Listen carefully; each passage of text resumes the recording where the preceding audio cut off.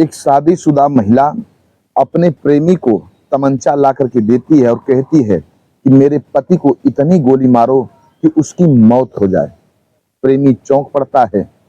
अब बार बार वो अपने प्रेमी को फोर्स करती है, तब उसकी बात को उसका प्रेमी मान जाता है और फिर इसके बाद उसके पति के ऊपर गोलियां बरसाना चालू कर देता है। जब उसका प्रेमी गोली बरसा रहा था उसके पति के ऊपर, तब बार बार चीख करके कह रही थी, और गोली मारो, और गोली मारो। जब वहीं उसके पति को गोली लगती है, फिर इसके बाद जो होता है आप सब सुन करके हैरान रह जाएंगे। नमस्कार, प्रणाम। हम अजीत यादव रूप शेरा भाई, हमारे इस चैनल में आप सबका बहुत बहुत स्वागत है। अगर आप लोग हमारे चैनल को सब्सक्राइब नहीं किए हों तो आप सबसे निवेदन है, आप लोग हमारे चैनल को सब्सक्राइब करें, लाइक करें, कमेंट करें। ये सच्ची घटना यूपी के अलीगढ़ की है। यहीं का थाना क्षेत्र लगता है बरला। बरला का एक इलाका है मोहल्ला कोठी। यहीं के रहने वाले गोविंद राज, इनके दो बेटे होते हैं। बड़े वाले बेटे का नाम विजय होता है, छोटे वाले बेटे का नाम सुरेश राय होता है। जो विजय बड़ा वाला बेटा था गोविंद राय जी का, एक गांव में रह करके अपना मेहनत मजदूरी करता था और अपना जीविका चलाता था। लेकिन जो छोटा वाला था वो दिल्ली में रह करके सिक्योरिटी गार्ड का काम किया करता था, जिसका नाम सुरेश था। सुरेश की शादी 12 वर्ष पहले फिरोजाबाद के रैपुरा थाना क्षेत्र के बीच का नंगला की रहने वाली एक लड़की जिसका नाम बीना राय होता है, बीना राय से शादी हो जाती है। 12 वर्ष पहले बीना दुल्हन बनकर के सुरेश के घर में आती है, सुरेश के साथ रहने लगती है। सुरेश समय समय पर घर आता जाता रहता था दिल्ली से, और जो सिक्योरिटी गार्ड की नौकरी करता था, उससे जो आमदनी होती थी बच्चों को पढ़ाने लिखाने का काम किया करता था। 3 बच्चे होते हैं। शादी के 2 वर्ष बाद एक बेटा पैदा होता है जिसका नाम नितेश रखा जाता है, और फिर 2 वर्ष बाद एक बेटा और पैदा होता है, उसका नाम पुनीत रखा जाता है, और 2 वर्ष बाद एक बेटी पैदा होती है जिसका नाम रोशनी रखा जाता है। 3 बच्चे होते हैं। इधर तीनों बच्चों का भरण पोषण ये सुरेश करता था अपनी वही सिक्योरिटी गार्ड की नौकरी से जो आमदनी होती थी, उसी से बच्चों का भरण पोषण, पत्नी का जो खर्च था वो सब कुछ देता था, और बच्चों को पढ़ाना लिखाना उसी पैसे से चल रहा था। धीरे धीरे कुछ दिन व्यतीत होता है। अब जो बीना थी, गांव का एक लड़का था, फॉर्चून की दुकान चलाता था, उसका नाम था मनोज कुमारा था। शादी नहीं हुई थी, बीना से 6 साल छोटा था, लेकिन हृष्ट पुष्ट था, खूबसूरत था। उसी से बीना को मोहब्बत हो जाती है। बीना उससे घंटों फोन पर बातचीत करती थी। पति दिल्ली में रहता था, दिल्ली में वही अपनी नौकरी करता था। इधर मनोज के साथ अक्सर घूमती थी, टहलती थी, कभी कभी ओयो में भी जाती थी, कैफे में जाती थी, होटलों में घूमती थी। गांव के लोग देखते थे तो गांव के लोगों को देख करके अच्छा नहीं लगता था।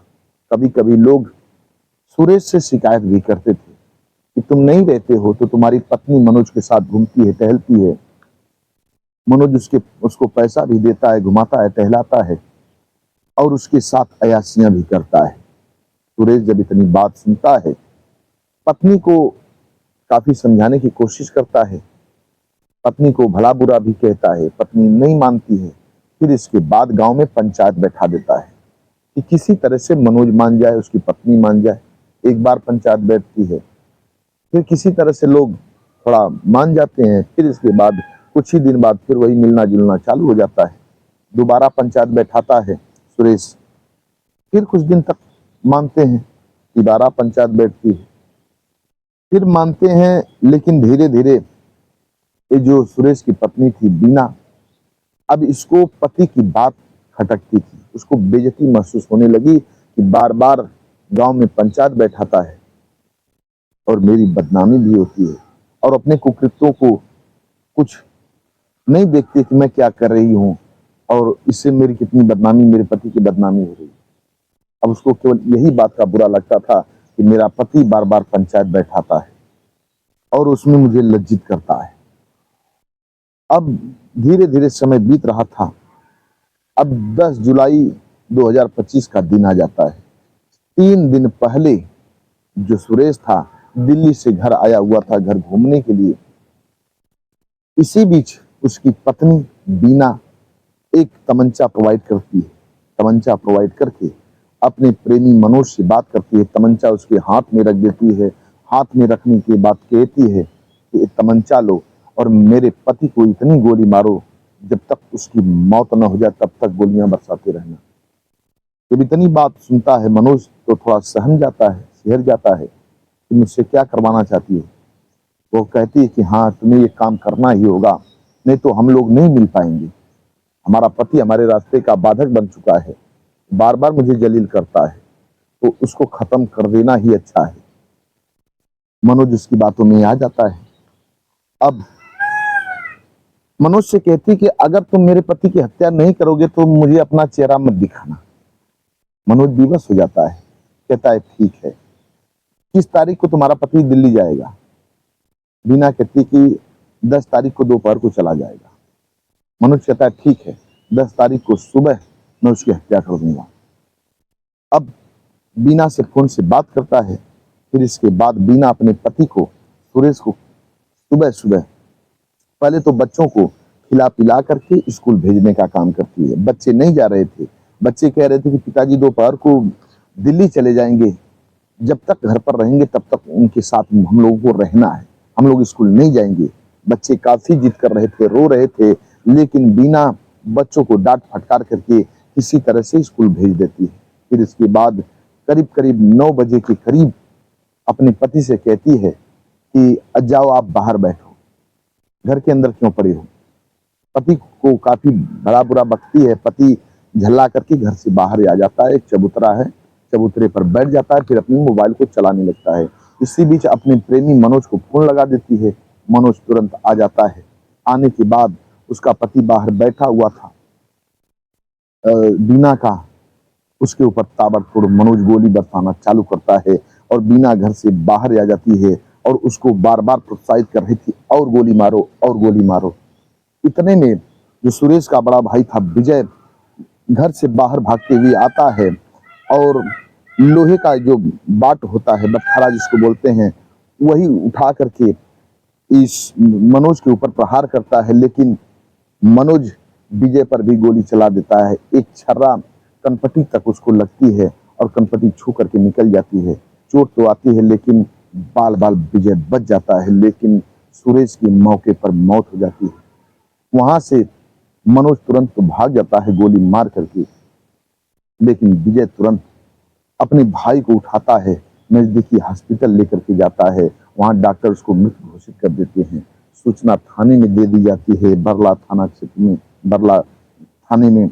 अब पुलिस वहां आनंद थाने में आती है, शव को अपने कब्जे में लेती है। फिर इसके बाद विजय के कहने पर, बड़े भाई विजय के कहने पर पुलिस बीना को गिरफ्तार करती है और फिर 9:30 बजे के करीब करीब जो मनोज था उस थाने में खुद को सरेंडर कर देता है। अब पुलिस पूछताछ करती है तो यही खुलासा होता है, बीना कहती कि मेरा पति मेरे प्यार का बाधक बन रहा था, इसलिए मैं काफी क्रोध में आ चुकी थी और अपने पति की हत्या करवा दी। जो छोटे छोटे बच्चे हैं, बच्चों से भी पुलिस पूछताछ करती है तो बच्चों का कहना है कि जो मनोज है वो बार बार घर में आता था, उसकी माँ के साथ दुर्व्यवहार करता था और जो बीना थी बच्चों को समय समय पर खाना में नींद की गोली मिलाकर खिला करके सुला देती थी और मनोज को अपने घर में बुला करके खुलेआम अयाशियां करती थी। अब दोनों पुलिस की कस्टडी में हैं, दोनों जेल में बंद हैं। ये थी बीना की कहानी, जो कि अपने पति की हत्या करवा दी प्रेमी से मिल करके खुद तमंचा देती है और बार बार मारने की बात कहती है, प्रेमी को प्रोत्साहित करती है और गोली मारो और गोली मारो। पति की तो मौत हो जाती है। बड़ा भाई पिताजी मिल करके शव के अंत्येष्टि संस्कार करते हैं और ये दोनों पुलिस की कस्टडी में। बस आज की कहानी इतना तक। हमारे कुछ व्यूअर हैं जो कि अपना नाम लेने के लिए अपील किए हैं। ब्रजेंद्र सिंह, ये मणिपुर के रहने वाले हैं। राव मोहम्मद यासीन लाहौर पाकिस्तान के रहने वाले हैं। अनुज कुमार त्रिपाठी लखनऊ उत्तर प्रदेश के रहने वाले हैं। महानंद जी फरीदाबाद के रहने वाले हैं। डॉक्टर राकेश सैनी ये बिजनौर के रहने वाले हैं। लोग हमारे हर कहानी सुनते बेहद पसंद करते हैं।